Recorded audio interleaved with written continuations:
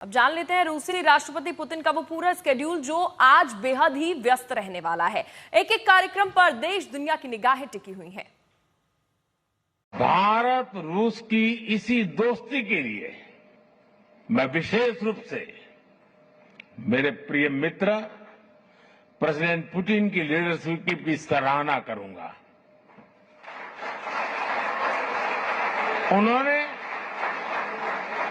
दो दशक से ज्यादा समय तक इस पार्टनरशिप को मजबूती देने के लिए शानदार काम किया है।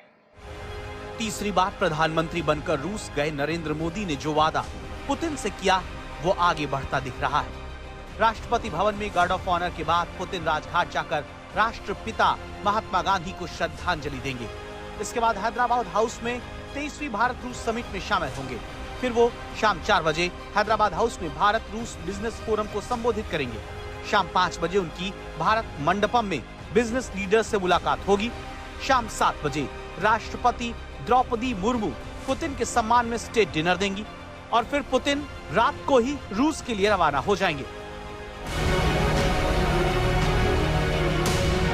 यूक्रेन युद्ध शुरू होने के बाद पहली बार भारत आए पुतिन रिश्तों में एक नई उड़ान देना चाहते हैं, जिसके लिए भारत भी तैयार है।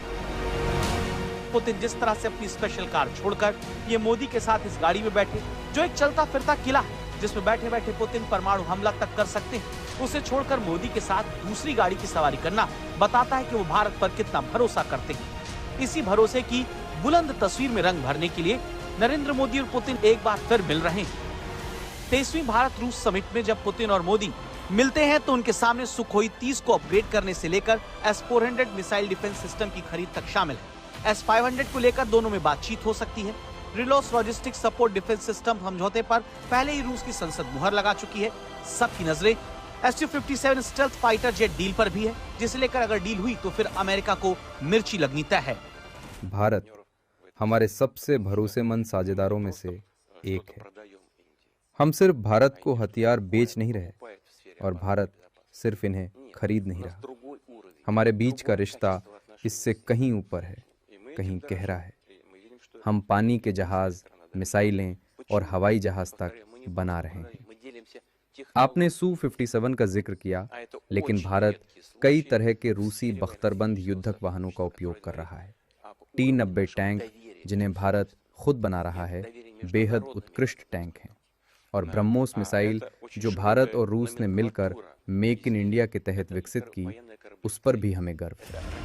रूस के राष्ट्रपति भारत को लेकर अपने भरोसे को बार बार आज तक के जरिए देश के सामने रख चुके हैं। इसीलिए माना जा रहा है कि जब दोनों देशों के नेता बातचीत की टेबल पर बैठेंगे तो खुले दिल से फैसले होंगे, जिसका दोनों देशों को पूरा फायदा मिलेगा।